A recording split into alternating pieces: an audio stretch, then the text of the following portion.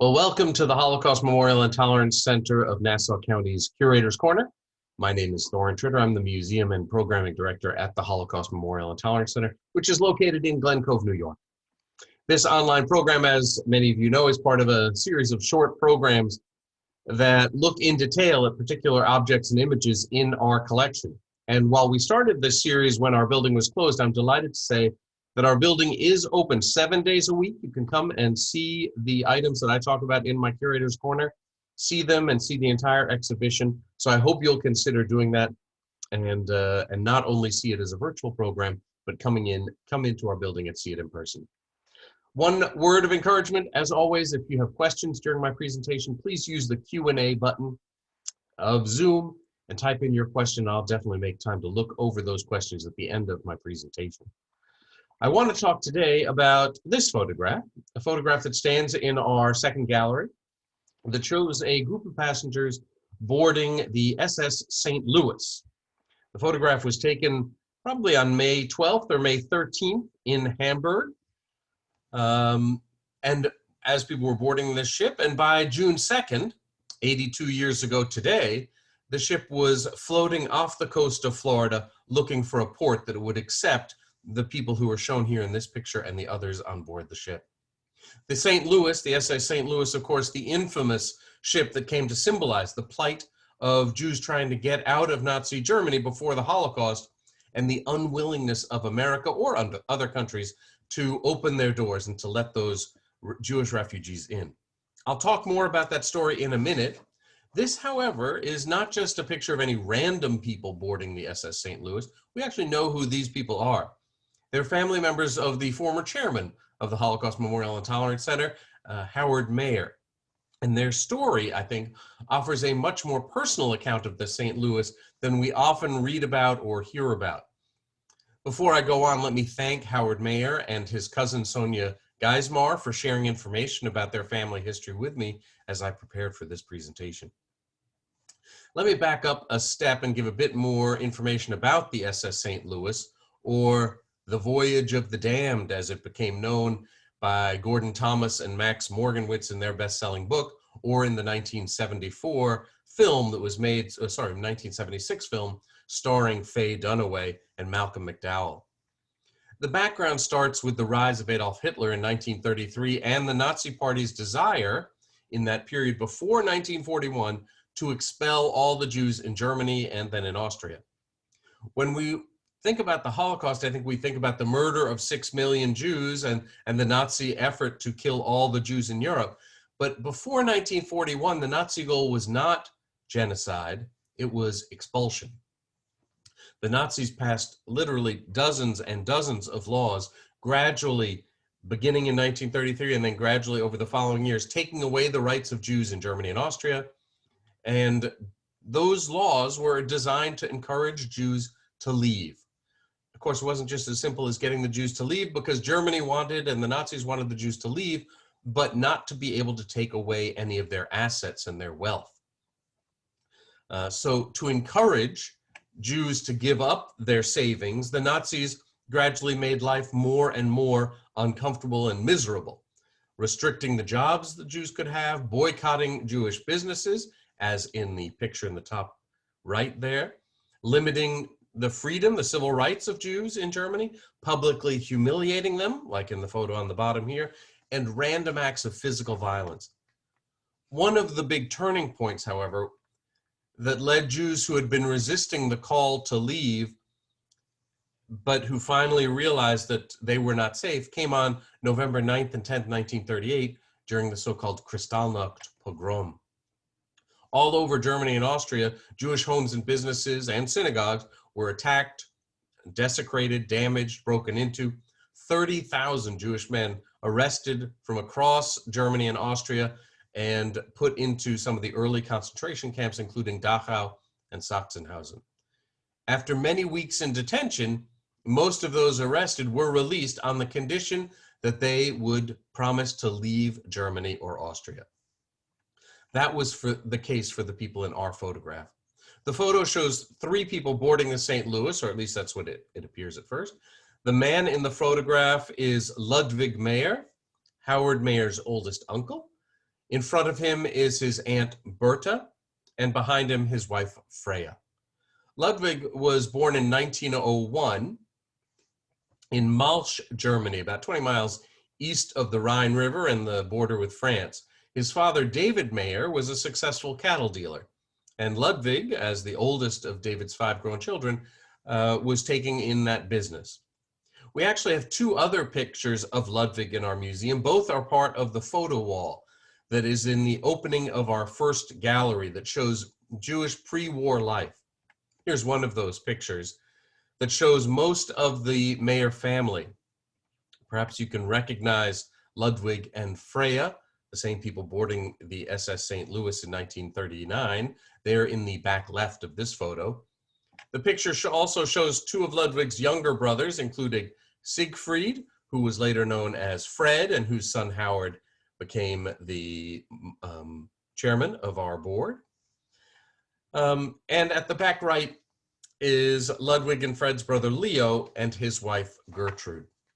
Probably around the same time as this picture was taken, 2 or 3 years before Kristallnacht, the family probably discussed the idea of leaving Germany and moving somewhere new.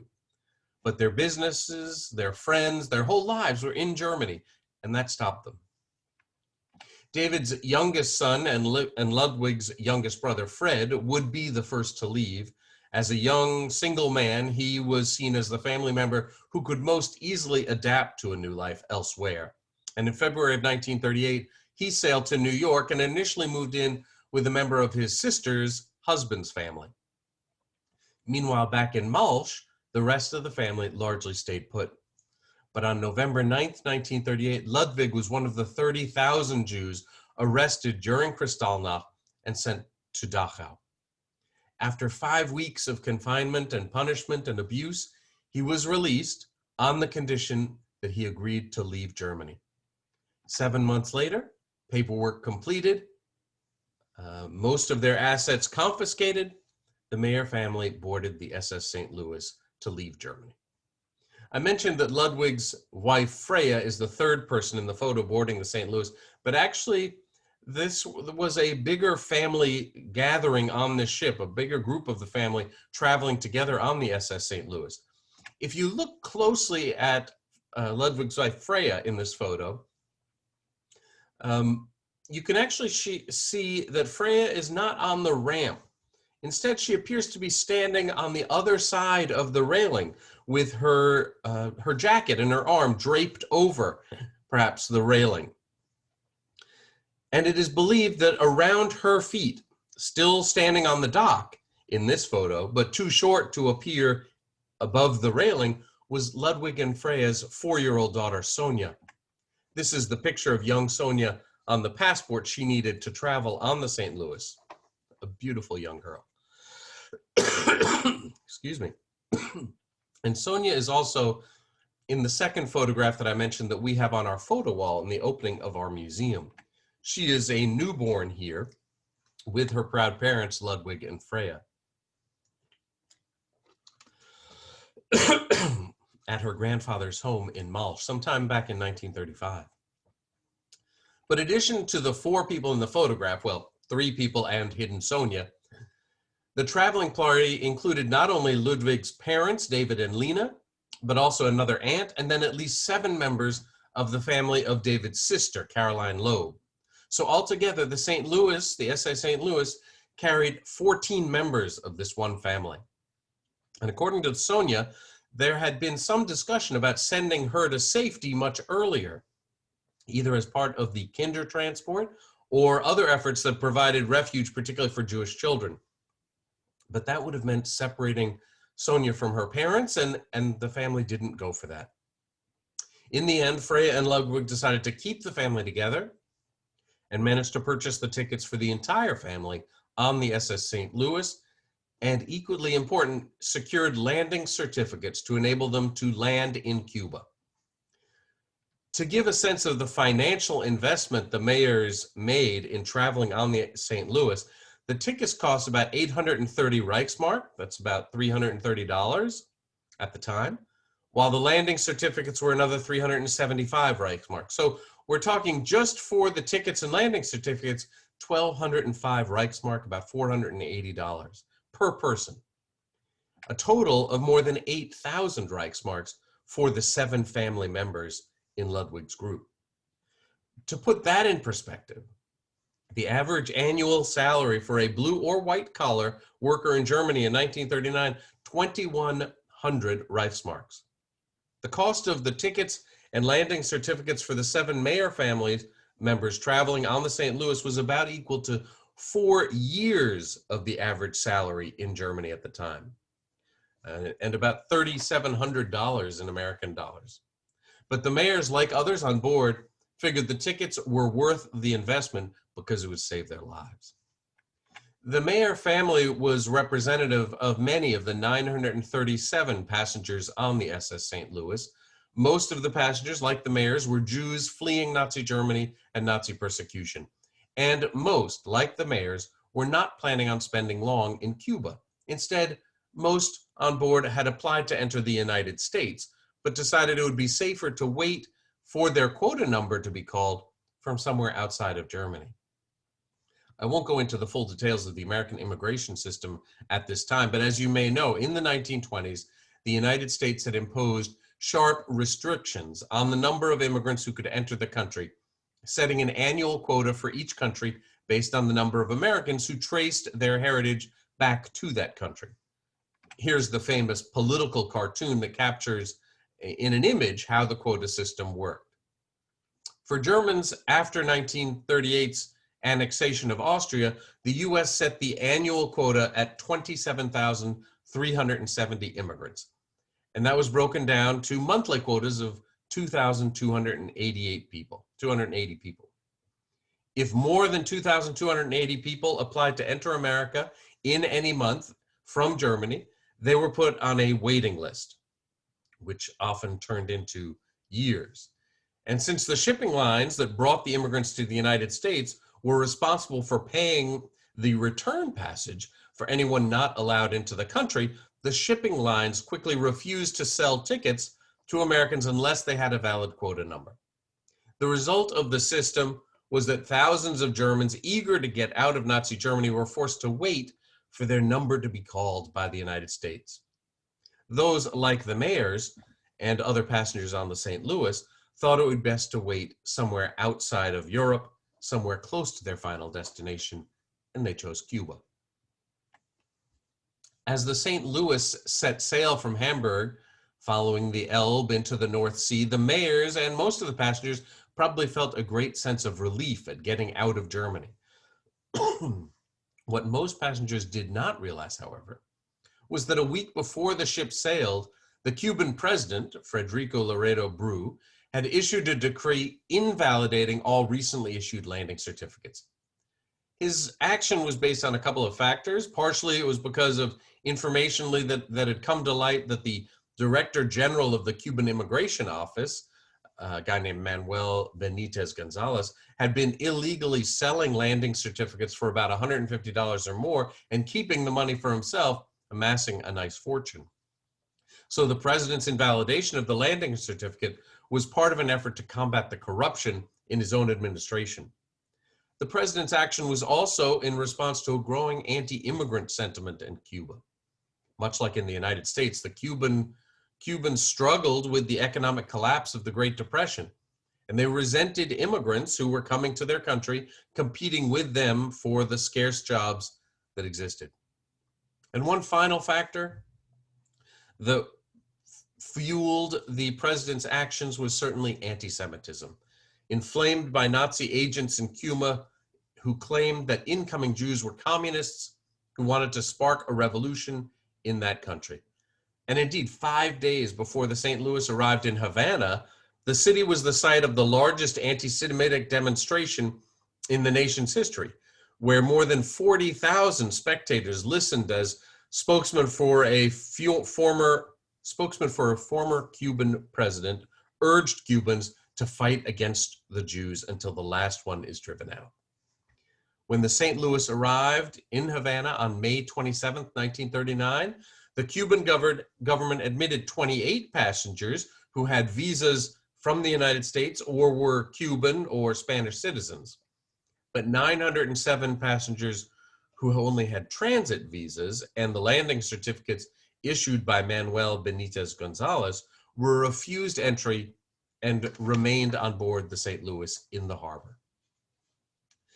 The American press quickly jumped on the story, reporting how there were refugees stuck on this boat in Havana harbor. This, you can see, is the New York Times article that ran on May 28th, one day after the passengers on the St. Louis were denied entry. It put the number at 700 Jewish refugees, but would quickly correct that mistake and start talking about the 900 refugees on board. The US-based American Joint Distribution Committee, the JDC, sent representatives to Cuba to negotiate for the passengers, even offering to post a bond for each passenger to guarantee they would not require support from the Cuban government. Excuse me. But the Cuban president ended the negotiations before anything had been settled. On June 2nd, 82 years ago today, the news broke that the president had ordered the ship to leave Cuban waters. There were then various appeals to President Roosevelt in the United States to allow the ship to dock in America. After all, 743 of the 907 passengers had submitted applications to enter the US, and it appeared that without American action, the passengers would be forced to return to Germany. But FDR and his administration decided not to act. The State Department issued a telegram saying that the passengers must await their turn on the waiting list and qualify for and obtain immigration visas before they may be admissible into the United States. So they stuck to the rules. The fact that there had been thousands of unfilled quota spots in the years before 1938 didn't weigh into their decision. The Americans stuck to the rules, saying that without valid quota spots, nobody could come in, regardless of what dangers that forced people into.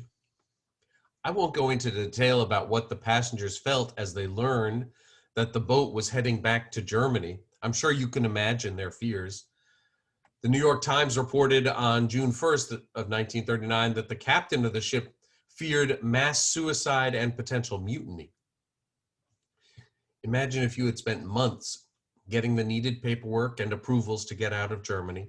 Imagine that you had sold your home and furnishings and given up your savings.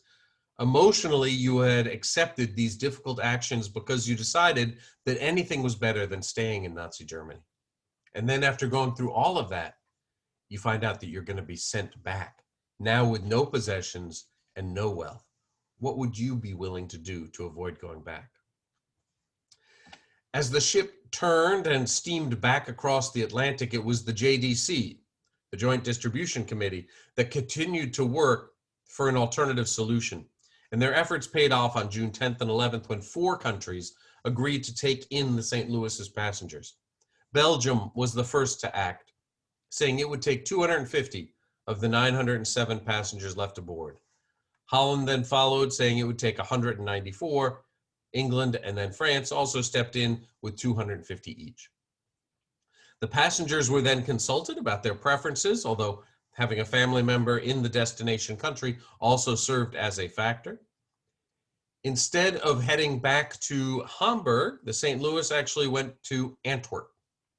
Those staying in Belgium were allowed to land, while those going to Holland boarded trains for the final leg of their journey, and passengers who were going to France and England boarded the SS Rakotis, which left the following day on June 18th. In the end, 288 passengers went to England, and you can see here the breakdown on the chart: 244 to France, 214 Belgium, and 181 to Holland. All 7 members of the Maier family chose to go to England, believing that the English Channel might protect them from Germany more than any land border. And as it turned out, their decision helped save their lives. You can see on Sonia's passport the stamp showing her departure from Hamburg on May 13th, 1939, and her entry into Southampton in England on June 21st, 1939. The 7 members of David's sister's family, the Loebs, decided to go to Belgium, but when Germany later launched its offensive in 1940, they, along with those who had gone to Holland and France, found themselves once again under Nazi rule. It had long been claimed that when the St. Louis was turned away from Cuba and America, those on board were returned to Europe and were killed in the Holocaust. We knew that was probably an overgeneralization because those people who went to England didn't die in the same way or didn't suffer the same kinds of deaths as those who were back in mainland of Europe. But it was hard to know the exact details. Nonetheless, beginning in the early 2000s, the US HMM, the US Holocaust Memorial Museum, undertook a study to track down what happened to all of the 937 passengers who boarded the SS St. Louis. The result of their study was published in 2010 in the book co-authored by Sarah Ogilvie and Scott Miller entitled Refuge Denied. They found that of the 288 passengers who returned to England, all except one, who was killed in an air raid in 1940, survived the war. They found that of the 620 passengers who returned to the continent of Europe, 87 managed to get out of Europe before the Nazi invasion in May of 1940, leaving 532 passengers who were trapped when Germany conquered Western Europe. Of those 532, just over half, 278 people survived the Holocaust, but 254 died. 84 who'd settled in Belgium, 84 who'd returned to Holland, and 86 who'd chosen to land in France. So while Cuba and America's rejection was not a death sentence for all 907 passengers, it was for 254. For the Loeb family who traveled on the St. Louis with the Maiers, but who chose to stay in Belgium in June of '39, we know that 5 of the 7 survived, but 2, Isidore and Caroline, were killed. The Maiers, who are in our photograph and who chose England, we know survived. Actually, most of the family managed to get to America within less than a year, as they got word that their quota number had been called. I'm not sure how many of you have tracked in information about your own family's immigration history, but one of the great tools are digitized copies of the shipping manifests that were required to be completed by every ship coming into New York Harbor. I was able to find the records for Ludwig's family. Here is the shipping manifest from the SS Georgic that, accompanied by a military convoy, left Southampton, England on January 30th, 1940. And by the way, you can see the website there. Anybody can go there. You just have to register. It's free of charge. And you can start looking for family members or anybody's ship's manifest. Here's a zoomed in version so that you can see the names. Aboard the SS Georgic in January of 1940 were David Maier and his wife Pauline, also known as Lena, and Ludwig and his wife Freya and 4-year-old Sonia. They arrived in New York on February 11th, 1940. According to the ship's manifest, they went to stay with Ludwig's younger sister Julia, who had sailed to New York on the Queen Mary in the previous March. The arrival of Ludwig, Freya, and Sonia and her grandparents, David and Lena, marked the end of an unbelievable journey for the entire Maier family. Despite being turned away at Cuba and denied entrance to other countries, they survived in Europe after the ship's return and managed to make it safely to the United States within less than a year. And if that was not amazing enough, when David and Lena arrived in New York, they were welcomed not only by Ludwig and Freya, who traveled with them, but by all of David and Lena's other children, Fred, Siegfried, Julia, Arthur, and Leo. They had all managed to get out of Nazi Germany and to safety in America. I know I'm running a little long, but I wanted to add one more bit of information to this story. Although the story of the St. Louis is relatively well known, the fact is that it was one of a number of ships that were turned away by Cuba and America. On the same day as the St. Louis steamed into Havana Harbor, the British Pacific Steamship Navigation Company's SS Orduña also arrived, carrying more than 100 Austrian, Czech, and German Jews. The Cuban authorities allowed 48 of the Orduña's passengers who had the needed paperwork to land, but refused entry to the rest. After seeking destinations for several weeks, the Orduña's captain got approval from the authorities in the Panama Canal Zone to allow his passengers to land there rather than forcing them to return to Europe. At the same time as the Orduña steamed into the Panama Canal, and as the SS St. Louis sat in Havana Harbor, a third boat arrived in Havana, the SS Flandre, carrying 104 German, Austrian, and Czech Jews. When it was denied entry into Cuba, the Flandre set sail for Mexico, but found no port open to it. Eventually, the ship returned to France, where the Jewish passengers were subsequently interned by French authorities. And a fourth ship, the SS Orinoco, faced a similar situation. It was actually the St. Louis's sister ship. It left Hamburg on May 27th with 200 passengers bound for Cuba. And it had made it out into the North Sea and almost through the English Channel when its captain heard the problems that the St. Louis was going through. Rather than continuing toward Havana, the Orinoco diverted to the waters off Cherbourg, where it waited for days to determine what to do. Despite the pleas from the Orduña, the St. Louis, and the Flandre, no country opened their ports to the Orinoco. The United States did eventually use its diplomats in London to pressure the German ambassador to give assurances that the German authorities would not persecute the Orinoco refugees upon their return to the German Reich. With that dubious assurance, the 200 refugees returned to Germany in June of '39. Their fate remains unknown to scholars. Nobody has done the study of that ship. There was one ship that faced a different fate.